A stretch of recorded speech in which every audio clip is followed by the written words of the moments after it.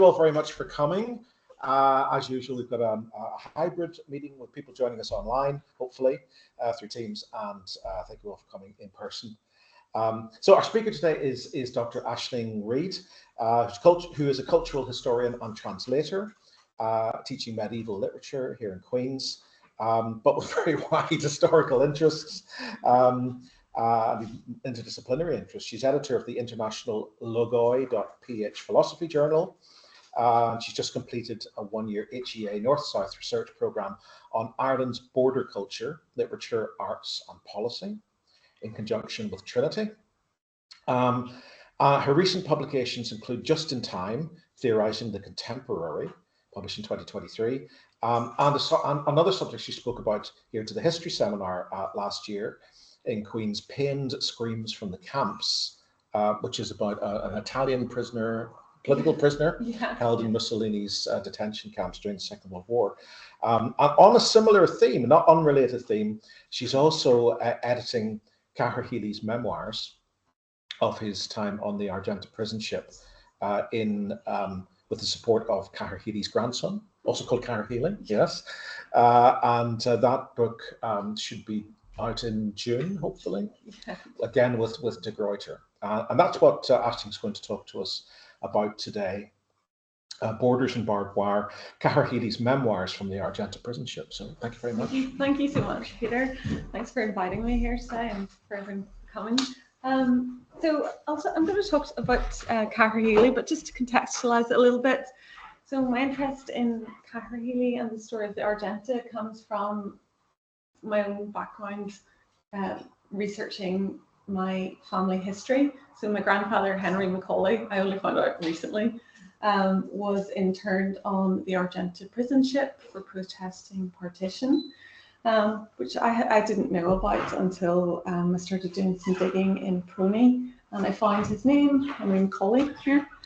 And I also discovered that he was accused of kidnapping a South Fermanagh policeman and participating in the Belfast boycott.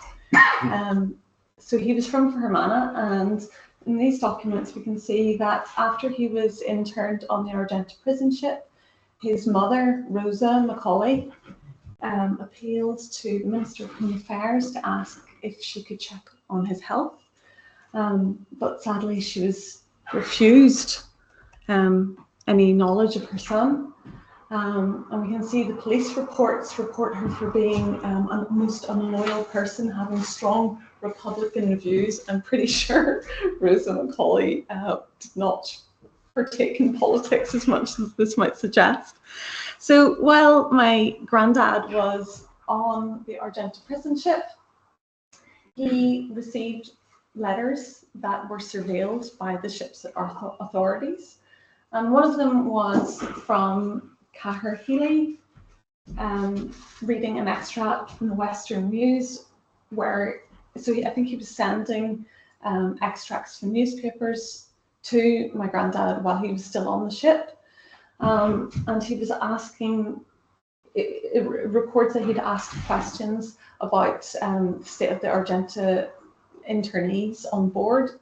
He was elected as an MP. So I was curious to find out who this person, Cahir Healy, was, and that's when I started doing some research into him, and I found that actually he has a story about the Argenta prison ship. His memoirs are in Prony, and unfortunately they're unpublished at the moment. So I've just been transcribing and editing them for the past year with some help from my colleagues in the University of Messina. And it's just to make the story more broadly known, and really for my own family, just to learn more about what happened to my own granddad and the scenario that surrounded that.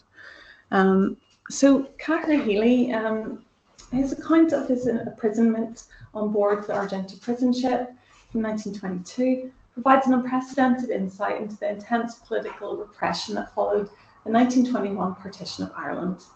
On the 23rd of May, Healy, a dedicated Sinn Féin member and advocate for Irish nationalism, was unlawfully arrested in County Fermanagh and interned as part of the Northern Irish government's campaign to silence opposition to the new border.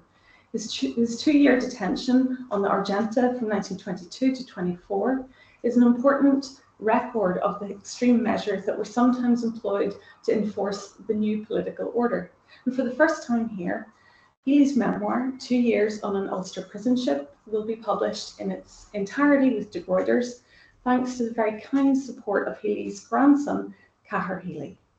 And this unique collection of writings is preserved in the Public Records Office of Northern Ireland and includes Healy's shorthand notes alongside typed pages that he wrote and compiled after his release while serving as an MP in Westminster for the constituency of Fermanagh and South Tyrone from 1950 to 1965.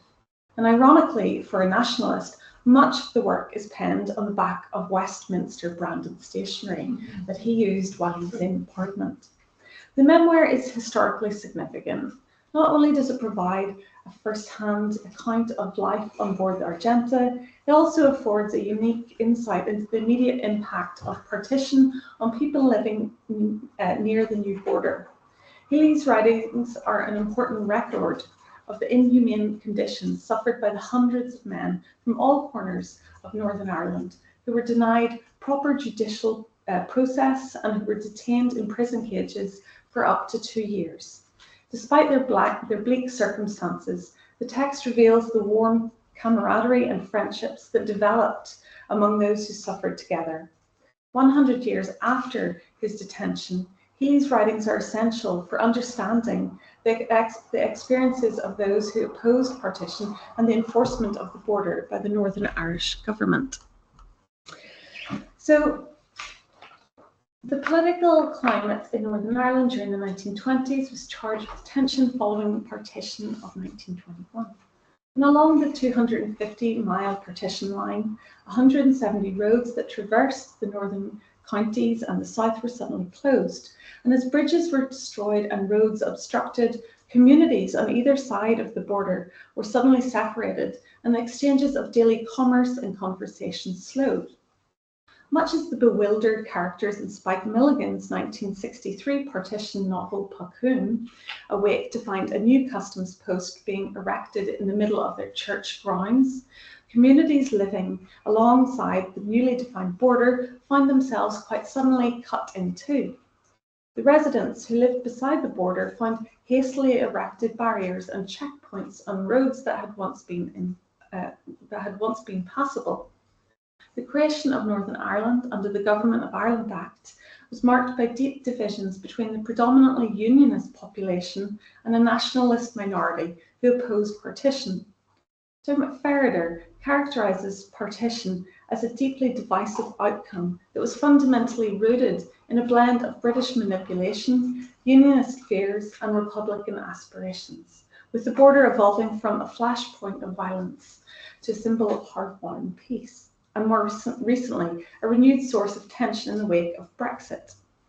Donogha O'Bacquin similarly asserts that the greatest victims of partition were the nationalists who, once forming a majority, now found themselves a minority, making up just over a third of Northern Ireland's population. Rather than creating a clear divide between two incompatible groups, partition brought these communities into closer, more contentious proximity. The underlying objective was unmistakable: to establish and maintain Protestant dominance, even in regions where Catholics were the majority. The impact of the border is difficult to overstate. Some have argued that partition was the single most important event in the history of the island of Ireland during the 20th century. In the years that followed, the Northern Irish government, led by Prime Minister James Craig, took a series of aggressive measures aimed at suppressing nationalist activities and reinforcing the newly established border. The situation dramatically escalated in 1922 following the assassination of W.J. Twaddle, a Unionist MP and Belfast draper. In Healy's view, his killing gave the Northern Irish government a pretext to intensify its crackdown on suspected nationalists. And this event was not merely a reaction to a single incident, but an opportunity for the government to implement premeditated plans against those opposed to partition. The resulting mass arrests, including that of Cahir Healy, were part of a broader strategy to suppress political dissent and reinforce the authority of the Northern Irish states. In May 1922, over 400 individuals across Northern Ireland were detained in coordinated raids. The sweep was meticulously planned, with the Home Office compiling a list that included political figures and ordinary citizens suspected of anti-partitionist sentiments.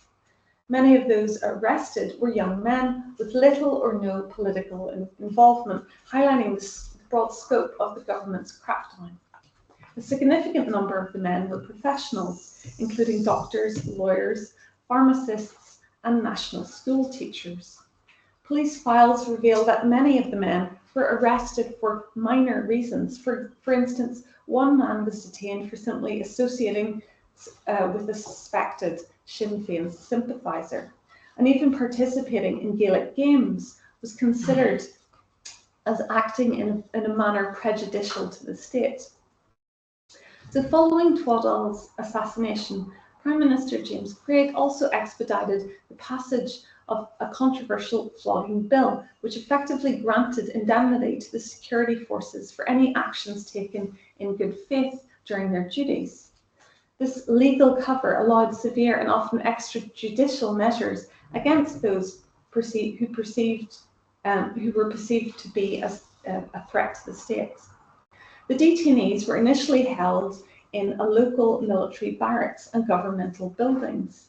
Later, they were secretly transferred to a wing of Belfast Prison, which had been prepared to receive them. On the 29th of May, the prisoners were paraded through the streets, handcuffed and heavily guarded as they were taken to the train station. The transport was conducted under extreme security measures, with armed guards in every carriage and additional surveillance at all railway crossings, underscoring the government's fear of IRA activity. On arrival at Belfast Station, the detainees were held in third-class waiting rooms under the watchful eyes of special forces and in full view of the public, further demeaning them. The scene at the station was hostile, with residents from nearby Unionist areas, Sandy Road, gathering in anger, and previously friendly relations between the guards and the detained turned bitter as the men were marched to waiting lorries amid shouts of abuse, spitting, and even pistol shots from the enraged crowd. The transport from Belfast Station to Crumlin Road Jail was chaotic. The drivers, reportedly drunk and unfamiliar with the city, had to rely on an accompanying priest for directions. And once at the jail, the prisoners were placed in cells alongside criminals, a move that further blurred the distinction between political prisoners and ordinary offenders. The tension reached a boiling point on the night of the 6th of June 1922, when a shootout erupted at Crumlin Road Jail. Prison guards on the roof exchanged gunfire with the hidden assailants. The government claimed the attackers were Sinn Féin snipers positioned on top of the Mater Hospital. Still, the prisoners feared that their assailants were orange gunmen, reflecting the deep mistrust and sectarian tensions that pervaded the community. Later that month, the prisoners were suddenly ordered to pack their belongings for a transfer, and Healy recalls that the prisoners were unaware of their destination, with some speculating that they might be sent to England or Ballykinler camp, which is not open today, as I discovered after driving down to have a look in my naivety. The reality, however, was far harsher, as they were to be interned on the Argenta, a prison ship which was notorious for its harsh conditions. On the 19th of June, the detained men were taken from their cells in the Crumlin Road prison to Belfast Dock, where they were ushered onto the Argenta, a decommissioned American ship repurposed as a floating prison. And once on board, Healy was led below into the cage where he would spend the next 2 years with dozens of other men in darkness. The cage contained contained wooden bunk beds next to open toilets, which were often blocked and emitted a foul odour in the windowless hull. Sewage pipes frequently burst, causing leaks into the cages. The men remained in their cages from lights out at 10 p.m. until 7 a.m. the next morning. In the morning, they would wash on the deck using basins of cold water from the lock. And as the following text that will be published reveals, the conditions on board the Argenta were truly appalling. Prisoners were confined in cramped cells partitioned by iron mesh that was illuminated only by artificial lights. And the sleeping arrangements were equally bleak. Men were left to sleep on hard surfaces with nothing but warm rugs for comfort, although occasionally they were allowed to receive bedding from home. Life on the Argenta was consequently marked by severe hardship. The ship was severely overcrowded, leaving little room for exercise on deck. Inmates were responsible for their own cooking and upkeep, and misconduct was met with harsh disciplinary actions, including solitary confinement and restricted food rations. The scarcity of provisions was so extreme that prisoners resorted to eating salt and drinking excessive water to stave off their hunger. On the 13th of July 1922, the Irish Independent published an article titled "The Plight of Belfast Internees, Prison Ship Horrors." It reported that internees were experiencing conditions worse than convicted prisoners. The article described shocking conditions on board, including no visits, parcels, insufficient food, and unsanitary conditions, with one toilet for every 60 men.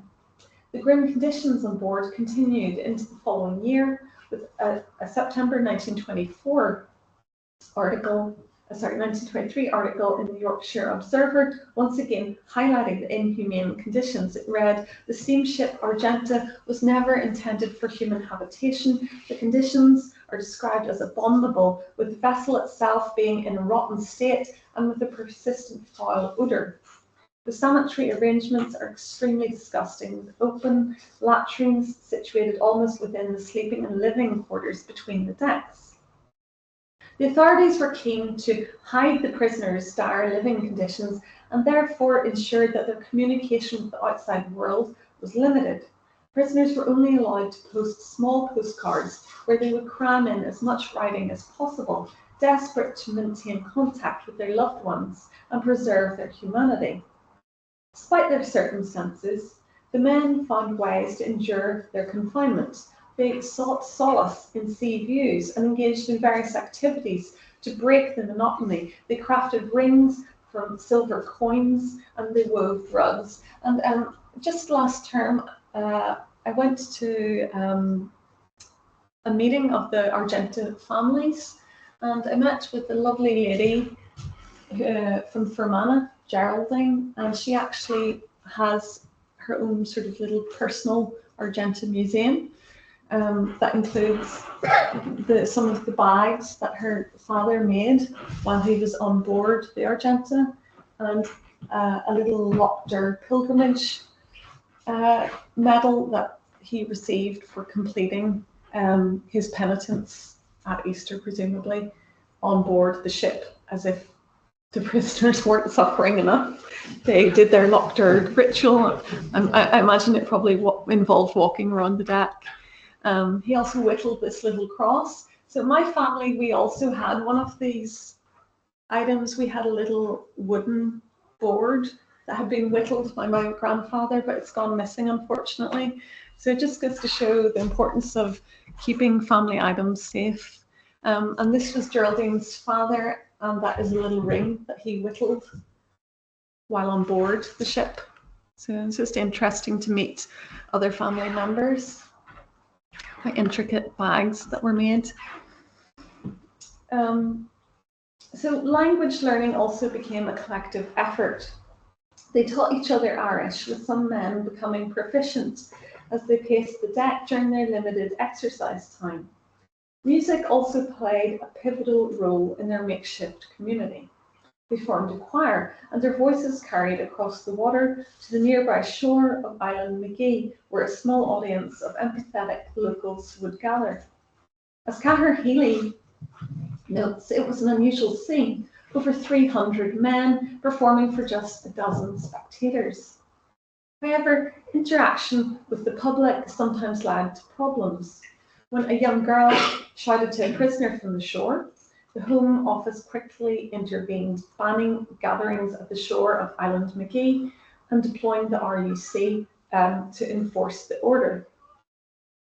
To maintain morale, the ship's governor provided remainder books that subtly promoted the government's pro-partition stance. Meanwhile, the prisoners organised impromptu performances and played games like cards, chess, and dominoes on the deck.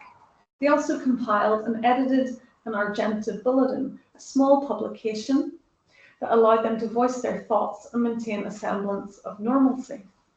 Debates were regular occurrences, with topics like should women smoke, providing intellectual stimulation and an essential forum for expression within the confines of their floating prison.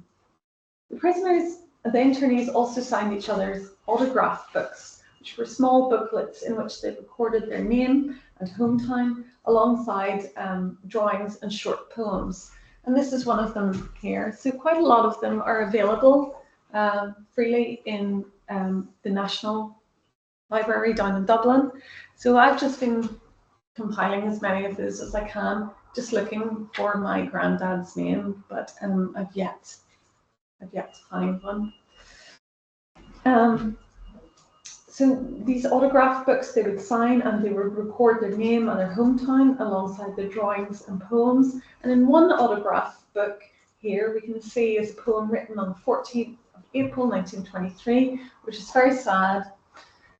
Joseph Quinn of Coal Island reflects on his loneliness on board the ship, despite being surrounded by numerous other internees. He says, "When you're on a lonely road and want a friend to see, think you're on the Argenta, and then you will see me."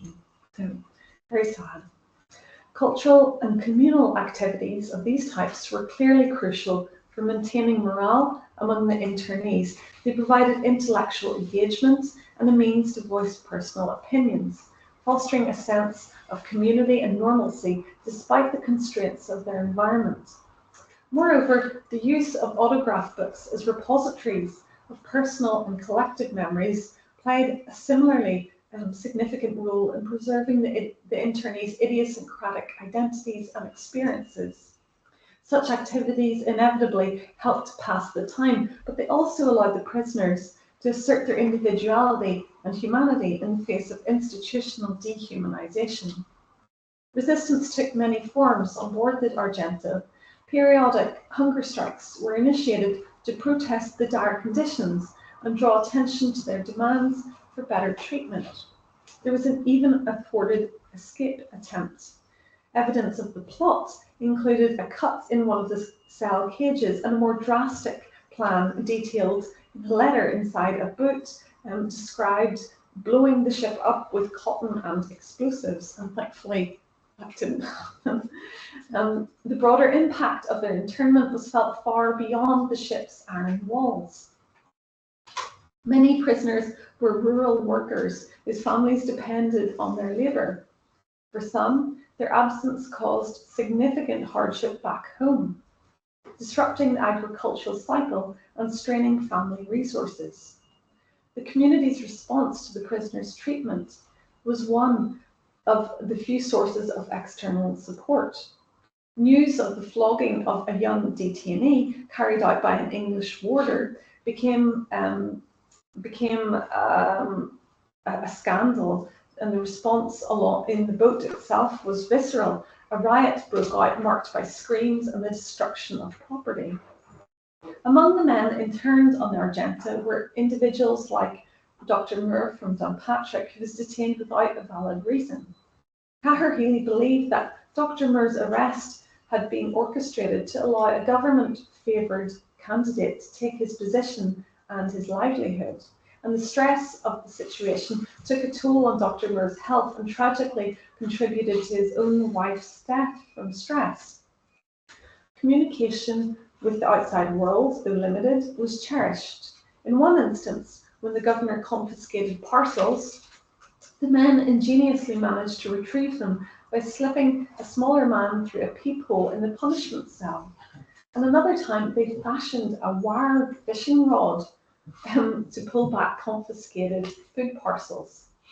Nevertheless, the prisoners faced harsh interrogations by Dawson Bates, the First Minister of Home Affairs for Northern Ireland, and his officials who demanded allegiance to the Crown and recognition of the Northern Irish government. The men collectively refused to comply, even when faced with threats of further banishment from Ulster for up to 2 years or more.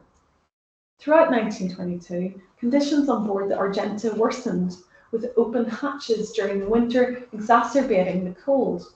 Amid these circumstances, Healy experienced a remarkable turn of events. While in prison, his community back home nominated him as the MP for Fermanagh and Tyrone, and this unexpected move embarrassed the Westminster government and drew attention to the inhumane treatment of the internees.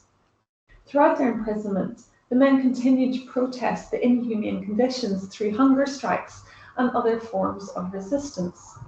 And as Christmas approached in 1922, the prisoners on board the Argenta held on to the slim hope of release, but instead they marked their holiday on board with a plum pudding and special mass, led by a priest, followed by a Healy to lift their spirits. Despite the challenging circumstances, they maintained a semblance of festive spirit and community, and in the new year, some prisoners were conditionally released on bail for £50, required to report to authorities twice weekly, and confined to living within a 2.5-mile radius. Cahir Healy criticised these measures as a very deliberate attempt to humiliate them, asserting that these men were forced to report to the very neighbours and political adversaries responsible for their initial detention. So over time, some of the restrictions of the prisoners eased, and that allowed some internees to leave the Argenta, provided they did not return to the 6 counties of Northern Ireland. And many of these men relocated to the south, where they joined the newly established Garda Síochána, the National Police Service of the Irish Free State.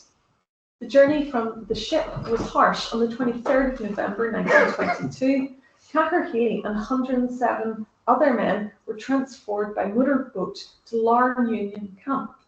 The camp severely lacked basic amenities. There was no heating, windows were without glass, and the prisoners had to wear layers of clothing to fend off the cold. Despite being imprisoned, Healy's plight gained significant attention when he was elected to Parliament on the 6th of December 1923. He pointed out that his continued detention violated a long-standing parliamentary tradition that members of Parliament should be free to attend the opening of government sessions. Healy was finally released on the 11th of February 1924, but it was a day of mixed emotions. As he departed from Larne's workhouse, he was cheered by his fellow detainees. Still, he was also handed a restrictive order signed by Sir Dawson Bates, barring him from entering significant parts of Fermanagh. Unfazed, Healy spent that night, nevertheless, in Enniskillen, defying the imposed boundaries and reconnecting with the families of fellow internees. This act of solidarity led to his rearrest and further redetention in Derry Prison. On the morning of the 13th of February 1924, Healy was informed of his impending release. The authorities provided him with a first-class ticket to Dublin, where his family awaited. However, Healy was committed to his constituents in Enniskillen and declined the offer. By 8 o'clock that evening, the governor and the police commissioner reiterated his release, this time with no conditions attached. With no shelter and a cold night ahead, the authorities arranged for a hotel for Healy to stay the night. The next day, he made his way to Dublin after reaffirming his dedication to Enniskillen and those that he represented. His journey back to his family highlighted his steadfast commitment to his personal and political responsibilities.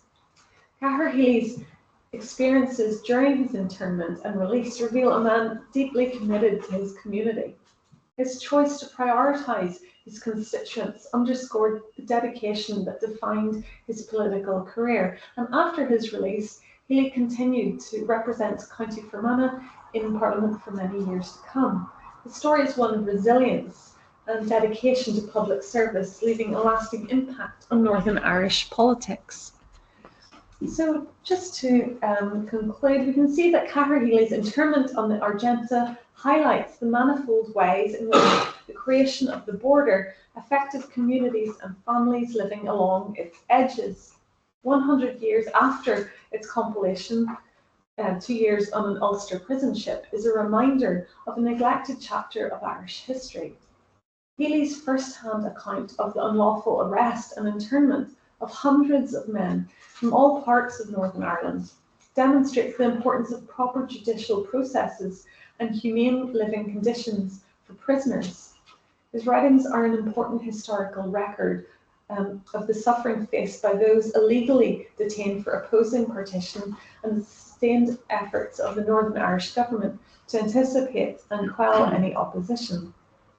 Today, Belfast's celebrated shipbuilding legacy is emblematized by the iconic monuments dotted along its skyline, such as the Harland and Wolff cranes and the Titanic Museum. Yet, as the text demonstrates, Healy's text, the UK maritime history also includes darker episodes. In 1971, the Maidstone was used as a floating prison ship in Belfast Lough, while in the south of England, the Bibby Stockholm ship has more recently been used to detain migrants in dire conditions. Such recurrences intimate an historical amnesia and subsequent failure to learn from past mistakes. Within this context, Cahir Healy's text is a mnemonic remedy that might easily inform better governmental and political practices in the future. And in the confines of a fascist prison in 1929, the Italian Marxist Antonio Gramsci famously remarked, "In this interregnum, a great variety of morbid symptoms appear." Gramsci's remarks suggest that regime change is an inherently monstrous interstitial period akin to Healy's time on the Argenta, where the dissolution of old ways begets new beginnings and grave challenges. As Healy's history demonstrates, these are the times when vigilance and collective memory are indispensable if we are to prevent the repetition of past errors. Thank you very much.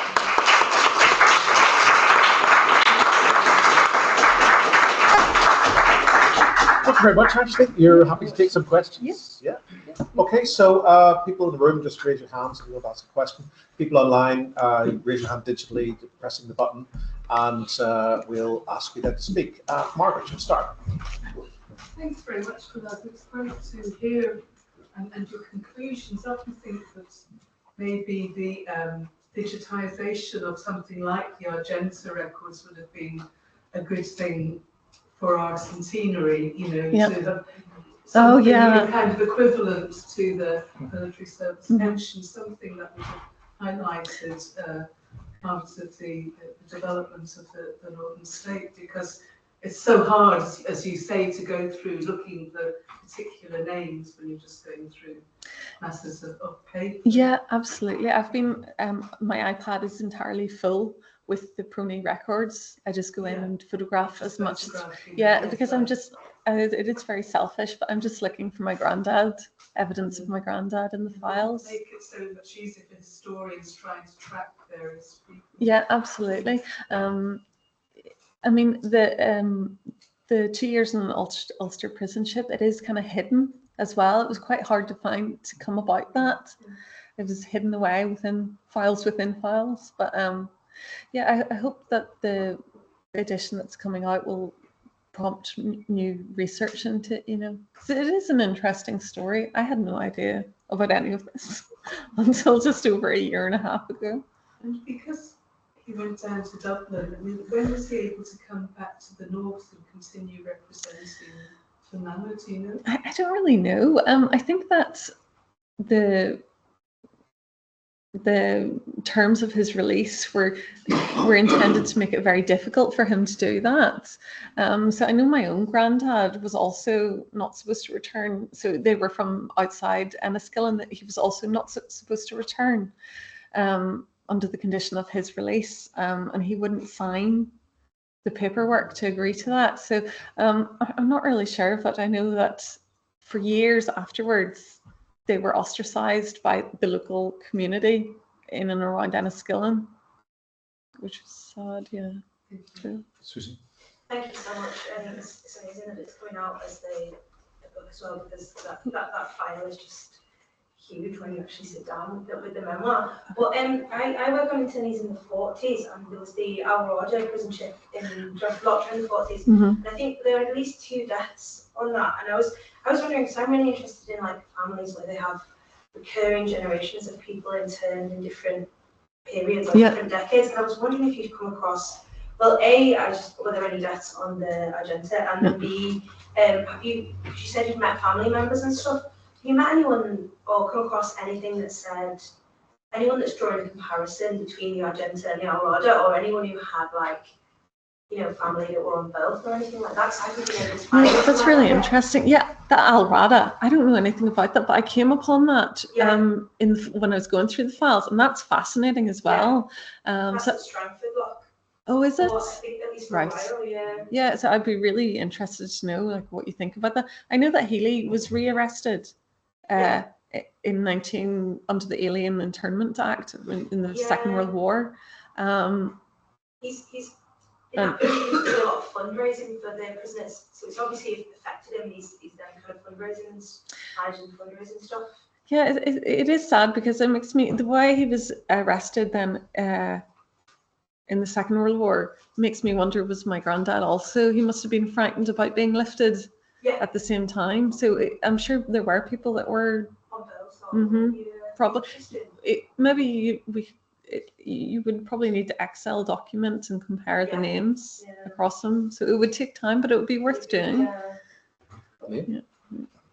Just to say, I love Excel documents. Ashley, thank you very much. It's very good to have that kind of physical realities of life on a prison ship. On the other hand, acting as devil's advocate for a moment,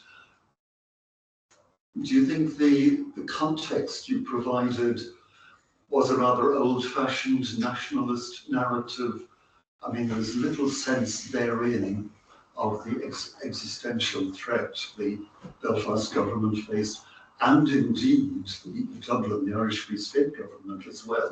There were insurgencies on both parts of the island, which seems to be missing from your text. Yeah. And in fact, more constructively, might it be useful to make comparisons between the policies implemented by Belfast and Dublin in this period, bearing in mind that they faced existential threats?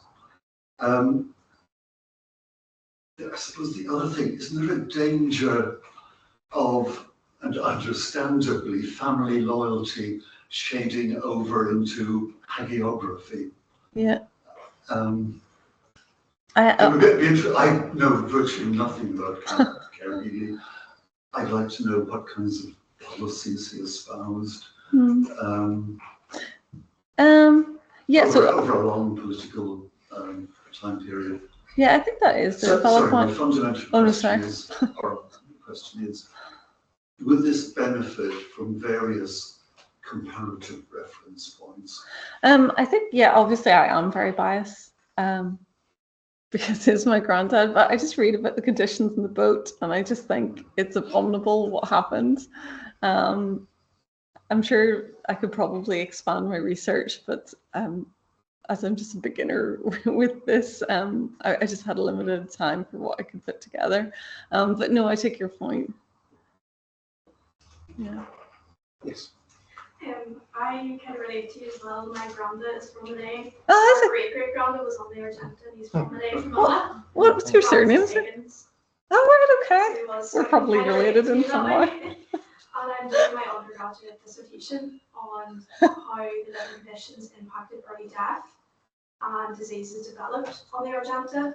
I came across quite a number of people in the military pensions archive appealing for pensions, but due to mostly respiratory diseases. Yeah. So I find that very interesting that there must have been some sort of elements that brought that on. That's fascinating. We should exchange emails and talk more.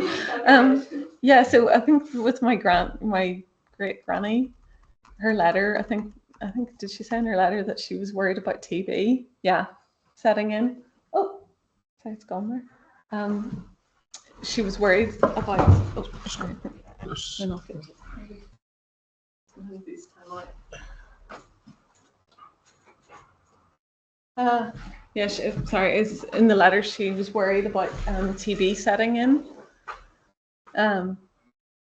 So yeah, I'd say that was a really common cause for complaint on the ship. There definitely seemed to be quite a few that definitely their death notices. It was respiratory. Yeah. It seems to be quite a recurring theme with quite a few that were present. And your granddad was on it, was it? Great granddad, yes. Oh, okay. That's so funny. Love it. Andrew. Yeah, thanks very much. Just sort of hopping off the back of that, I also looked at Republican attorneys in this period, but women mostly, and a lot of them also leave Armagh jail with respiratory illnesses that they never recover from. Yeah. So I think there's definitely something to that. Yeah. Probably keep chasing that. I just had a sort of didactic question. One of those women that I'm talking about, who's not interned but was writing to all of these attorneys, she has a bunch of return postcards from the Argenta attorneys. One of them comes from the Larne Union camp, and I was just wondering if you knew when they started shifting people from the ship to the camps on land. The dates are in the text. Okay. I can't remember off the top of my head, but they are in the text. All right, I can give you a copy of it if it's any help. Yeah. Reid? I just wondered the timing of his release and the British general election and the change of government. Have you any sense that the new Labour government is putting maybe more pressure on Craig's government than the outgoing Conservative-dominated government might have to release him? I know there is that, as you said, that convention that MPs should be free to attend Parliament for their to pursue their constituency business. But I'm just wondering if there's any you're noticing any change of attitude in the Labour government? I have no idea. Sorry, Maria, but it's a really interesting point. I'll look into that. Suddenly, the last month on the Argenta before they moved to Larne, they're allowed to have newspapers, they're allowed to have food purses, they're allowed to get books and Christmas presents. And you think that's just the government? Yeah, we could use the government. It's very clear. I think at one stage we did have a collection, or our family had a collection of the various things, you know, that he had taken from the Argenta, but they've been lost, unfortunately. So, yeah. And that Labour government is very keen to get the Boundary Commission up and running. It's the main Irish policy of 1924. So it's quite complex, the relations between that and the Southern government as well. But that kind of answers my question. Sorry, yes, please. I really enjoyed it. I think it's wonderful that we're going to finally get that Healy memoir in print. You know, it's always been awkward trying to get that parts of it in front of me and filling all the commissions and things. Like I'm talking about trying to look at it from whenever it was in the late 90s. But I'm also very interested in what you're saying about your grandfathers. Didn't realise that you weren't aware that he had been on there. No, it's just casually mentioned. Yeah, no, for dinner one day. I remember going with your mother and your aunt from Yes, so his file this 20 is years ago. yeah. That's kind of fascinating that maybe you didn't know yourself. No, because it wasn't spoken of at all in our family. That happens in families different generations. Yeah, and I just had a couple of suggestions about where you might find more. sources on, like a lot of people, Henry Macaulay used the Gaelic form of his name when he was on the Argenta. A lot of them did when they were signing it. There's autograph books, so if you look for him, you know, Henri or whatever. Yeah, because they'd misspelled it. They spelled it C-A-W. Yeah, no, but the Irish form of Henry was Henri. Oh, right, okay. So if you look for him under an Irish phone. Oh, right, okay, thanks so much, Shane. I'll definitely look at that. There is some correspondence from him in the pensions. Oh, right, okay. Yeah, it's just, even for my aunties, they were just very sad to find out about all of this. They just they didn't know anything about this ship or the conditions, but it explains a lot, I think, about, his life and how he suffered on board. I do think also going back to what Liam was saying, you might want to contextualize some of the people you're talking about. You mentioned Dr. Moore in Strangford, saying he was basically, they wanted to sort of replace somebody else as the local GP. And he was the medical officer in the local IRA company in East End. So a lot of, certainly many of the people on the Argenta were nationalists, but without any direct role in the IRA. But a lot of the people on the Argenta also were in the IRA. So you might want to fill out some of the biographical references. Yes. Dr. Moore was a player, definitely. He wasn't just her doctor. An innocent GP who was left. You would need to pick up on some of those people. Great. Yeah, given that he wrote this in the 1950s, when he was an MP, the memoir, I wondered if he related his experience on the Argenta to his experience being detained in Brixton prison. Yeah, I'm really interested. And also, did he reflect a bit more on his attitude at the early part of the war, when, like many nationalists and Republicans, he seemed to actually welcome the prospect of a Nazi victory. Yeah, he was locked up, wasn't he, with Oswald Mosley in Brixton prison? Yeah, I'm absolutely. Oswald Mosley after the war as well. Yeah, I'm absolutely interested in that. Yeah, I'll have to look into that as well. I enjoyed the presentation very much. You said a couple of times that his arrest was unlawful or illegal.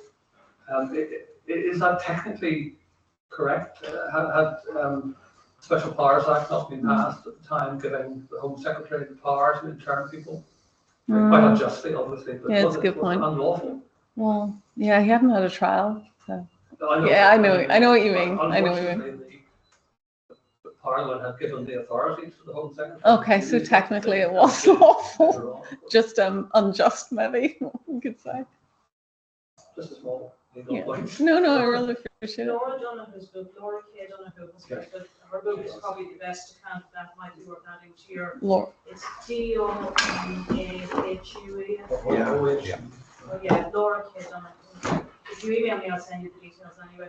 But if you're just looking for a niche source to give you the legal context on the Special Powers Act, that's probably the best account of it. Yeah, thank you so much, James. Questions online, Rebecca? Or? Yes, there's one from Edward who says, excellent talk, thank you. I wonder if these examples of prison ships and migrant detention might be understood as purposeful dehumanization rather than an error. Yeah, I mean, something to be said about, physically and spatially, it wasn't enough to put people in a prison. They physically had to be removed from the land and put out to sea. So I think there's something interesting in the, ships as a prison conceit. Yeah, it's an interesting point.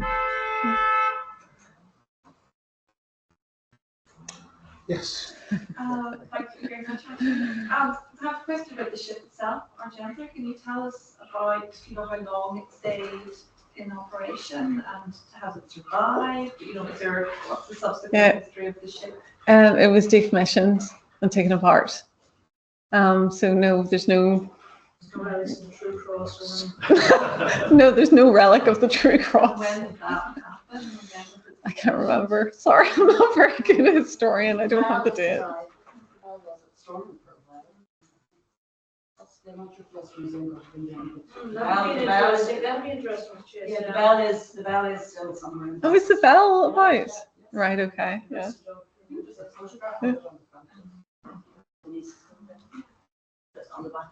Oh, you've got, yeah. So this is out of print at the moment, which unfortunately there's one copy.